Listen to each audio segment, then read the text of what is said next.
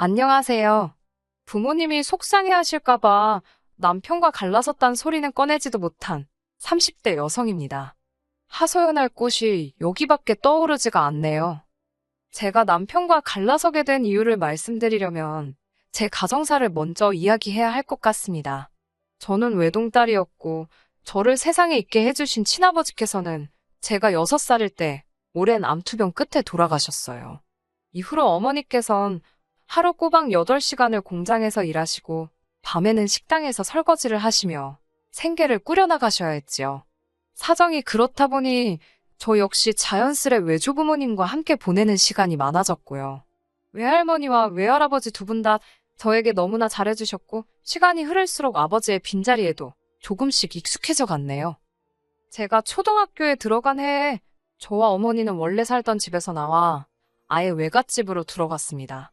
어머니께선 여전히 공장과 식당을 오가며 일을 하셨어요. 어린 마음에 배가 아프다고 꾀병을 부리며 어머니의 출근을 회방놓기도 했었습니다. 그런 저를 외조부모님께선 몹시 딱하게 여기셨고요. 특히 외할머니께선 어떻게든 어머니의 빈자리를 메꿔주고자 애를 많이 쓰셨습니다.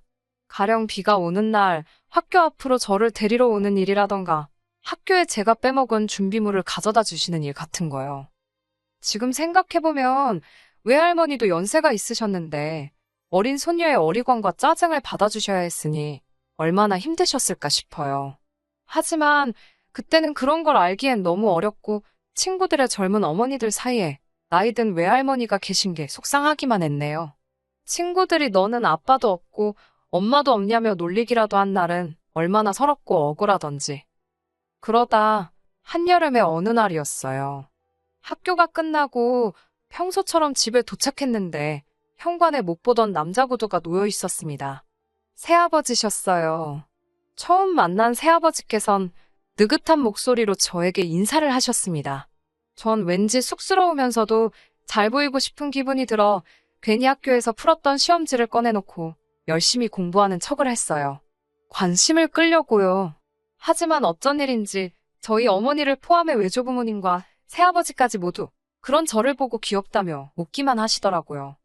제가 기억하는 그날은 모처럼 집안에 웃음소리가 가득하고 어머니 얼굴도 환하게 빛나고 있었어요. 어머니가 그렇게 행복해하는 모습을 실로 오랜만에 본 기분이었지요. 어머니는 기분이 얼마나 좋으셨는지 조금은 짓궂은 장난도 새아버지께 치셨는데요. 새아버지는 사람 좋게 웃기만 하실 뿐이었어요. 저 아저씨가 제 새아버지가 되면 좋겠다고 어린 마음에 그런 생각을 했네요. 그날 밤 잠자리에 들기 전 어머니께서 저에게 낮에 본 아저씨가 아버지가 되면 어떨 것 같냐고 물어보셨습니다. 저는 너무 좋다고 했어요. 사실 아버지가 생기는 것도 좋았지만 지금보다 덜 바빠질 어머니를 생각하니 기분이 너무 좋았거든요. 어머니께선 몇 번이고 저에게 정말 괜찮냐고 물어보셨습니다. 지금 생각해보면 혹시나 어린 딸이 상처를 받게 되진 않을지 많이 걱정하셨던 것 같아요. 그렇게 두 분은 재혼을 하셨습니다. 새아버지께서는 어머니께 다정하고 자상하신 것은 물론이고 저에게도 늘 공주라 부르며 큰 사랑을 주셨습니다. 게다가 나중에서야 새아버지께서 행여나 제가 받을지도 모르는 상처를 걱정하시느라 일부러 다른 아이는 갖지 않으셨다는 걸 알게 되었지요. 사실 이뿐만이 아니라 새아버지께 감사한 일을 이야기하자면 석 달 밤을 꼬박 새도 모자랄 거예요. 그리고 남편은 얼마나 제가 새아버지께 감사해야 한지 잘 알고 있고요. 남편이라고 부르는 것도 소름 끼칠 정도로 싫지만 마지막이다 생각하고 편의를 위해 그냥 남편이라고 칭하겠습니다. 남편과 사귀고 얼마 지나지 않았을 때 남편에게 저희 집의 가족관계에 대해서 이야기를 하게 된 적이 있어요. 그날은 우연히 남편이 제 휴대폰에서 제 가족 사진을 보곤 저더러 어머니도 안 닮고 아버지도 안 닮고 도대체 누굴 닮은 거냐고 묻더라고요. 사실 전 돌아가신 친아버지와 판박이라고 해도 될 만큼 정말 많이 닮았거든요. 그래서 솔직하게 이야기했습니다.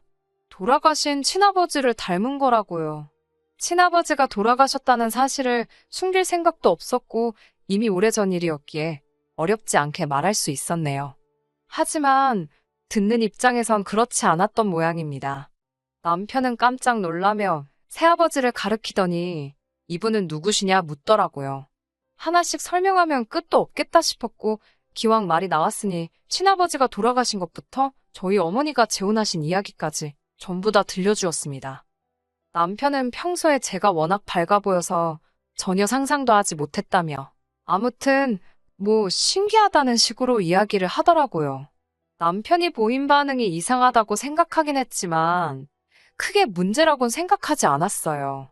재혼 가정이 주변에 흔하진 않으니까 놀랐을 수도 있겠다 싶었달까요? 사실 남편과 저는 같은 회사를 다니던 동료 사이였습니다. 하지만 몇 년 같이 다니다가 제가 먼저 때려치고 나왔어요. 퇴사를 하게 된 계기는 회사가 별로인 것도 있었지만 장사를 해보고 싶은 욕심이 컸거든요. 그렇게 제가 시작한 건 분식집이었습니다. 구체적으로 어떻게 어떤 식으로 장사를 했는지는 제 영업비밀이라서 말씀드릴 수는 없지만 오픈한 지 5개월 만에 처음 가게를 차릴 때 들어간 원금 회수를 했을 만큼 장사가 잘 되었습니다.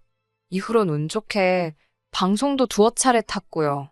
미디어에 힘이 크긴 하더라고요. 절 알아본 초중고 동창들부터 예전 직장 동료들까지 아름아름 하나둘씩 연락이 오는 게 아니겠어요? 남편도 그렇게 연락이 닿은 사람들 중 한 명이었지요. 그날도 평소처럼 열심히 일을 하고 있었는데 말쑥한 정장 차림에 손님이 떡볶이를 주문했습니다. 장사가 잘 되긴 해도 정장 차림에 회사원 손님은 흔하지가 않아서 슬쩍 보니 저를 보고 아는 체를 하더라고요. 다시 보니 예전 직장 동료였던 그러니까 지금의 제 남편이었어요. 자기가 방송국에 전화를 걸어 주소를 알아냈다는데 사실인지는 모르겠네요. 아무튼 그런 너스레를 떨며 이렇게 다시 보게 되니 반갑다고.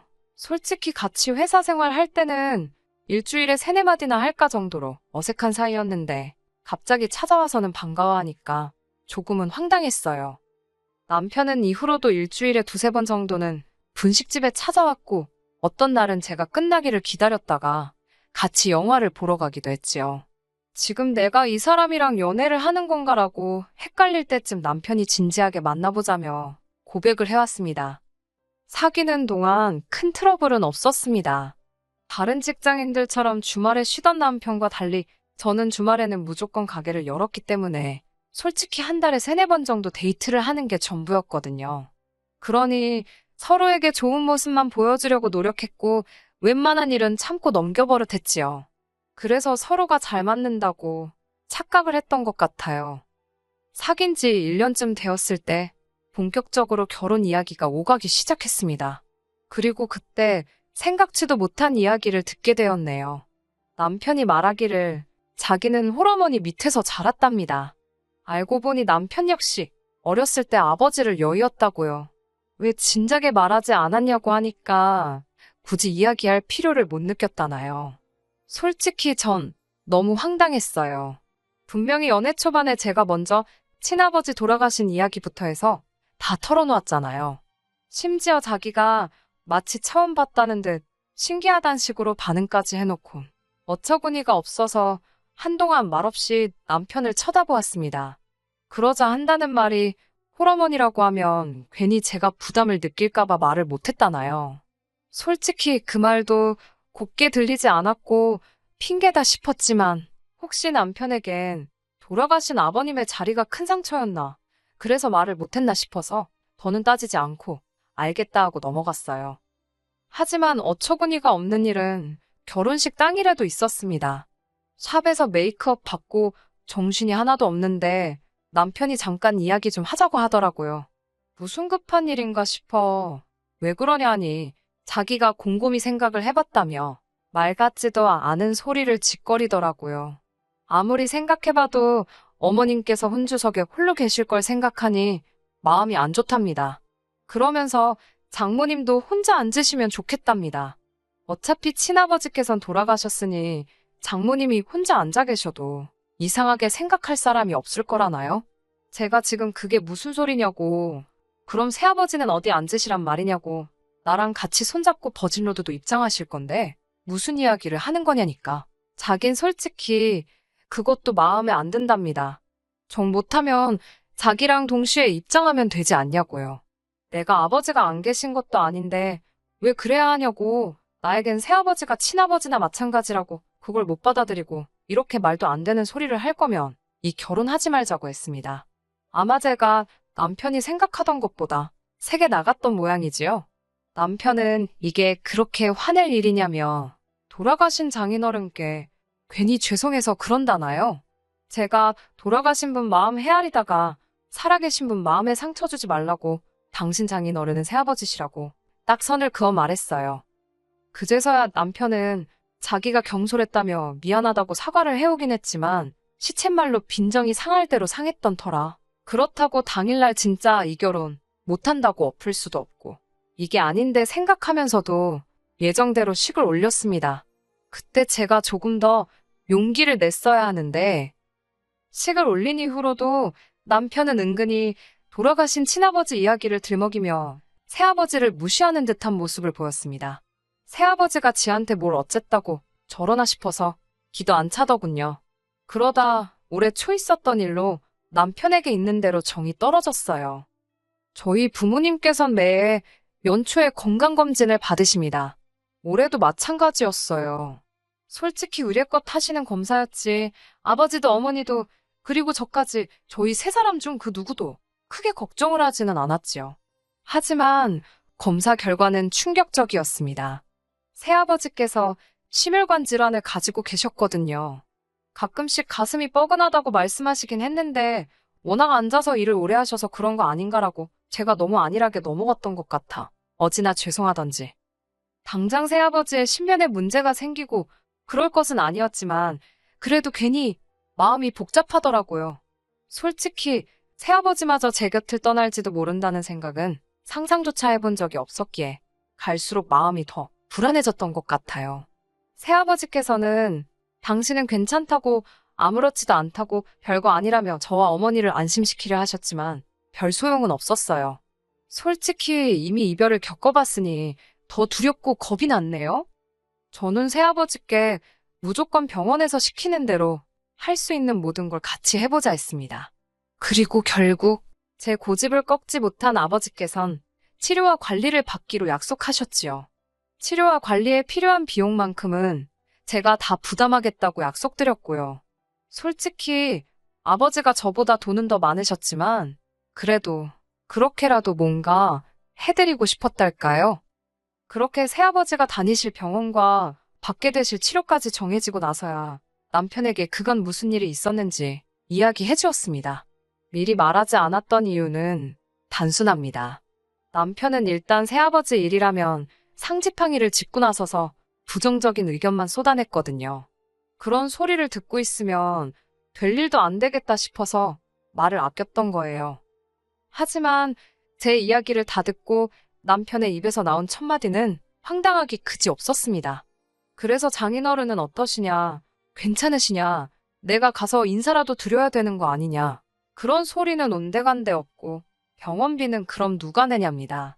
제가 낸다고 하니까 왜 제가 내냐입니다. 피 한 방울 안 섞인 남인데 못하러 제가 내냐고요. 그러면서 그분은 가족이 없냐입니다. 미쳤나 싶었지요. 그게 무슨 소리냐고. 내가 가족인데라고 소리를 빽 지르니 남편이 한숨을 쉬더라고요. 어이가 없어서 당신이 왜 한숨을 쉬냐고 따지는데 저더러 우리도 돈 모아야 되는데 피 한 방울 안 섞인 남한테 다 퍼주냐고. 자긴 솔직히 갑갑하다나요? 저는 남편한테 당신한테 돈 달라고 할 것도 아니고 내가 번 돈으로 내가 해드리고 싶은 대로 해드릴 테니 헛소리 말고 관심 끄라 했습니다. 그러자 남편이란 작자가 뻔뻔하게도 부부 사이에 네 돈 내 돈이 어디 있냐고 그래요. 남편은 연봉이 4천이지만 이것저것 제하고 나면 실수령액은 300이 안 됩니다. 반면에 저는 계절이나 월에 따라 차이는 있지만 한 달에 500은 나와요. 결혼할 때 남편이 들고 온 돈도 저보다 적어서 각자 150씩 내놓고 생활합니다. 시댁 같은 경우 남편이 도와드리지 않으면 솔직히 어머님 생활이 어려워요. 제가 그거에 관여하기 시작하면 남편도 어머님도 얼마나 불편하겠어요?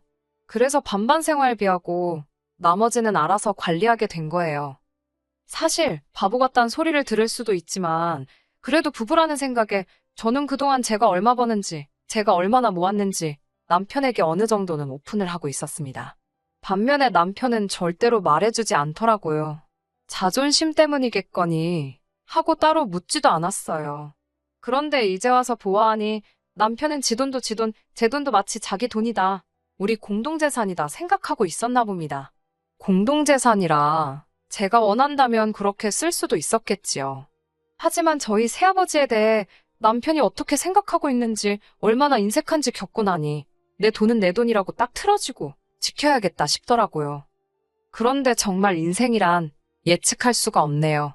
얼마 전에 있었던 일입니다. 남편과 제가 갈라서게 된 결정적인 계기이기도 하지요. 어머님께서 낙상으로 입원을 하게 되셨습니다. 찬장에서 그릇 꺼내신다고 의자를 밟고 올라가셨는데 내려오시면서 휘청하셨던 모양이에요. 발목을 접지르셨고 머리를 부딪히셨습니다. 게다가 알고 보니 그동안 건강검진도 한 번 안 받아보셨더라고요. 연세도 있으시니 이것저것 검사할 것도 많아졌고 어머님이 저에게 나쁘게 하신 건 없지만 남편이 괘씸해서 모르는 척 했습니다. 다음날 이던가 남편이 저에게 우리 생활비가 얼마나 남았냐입니다.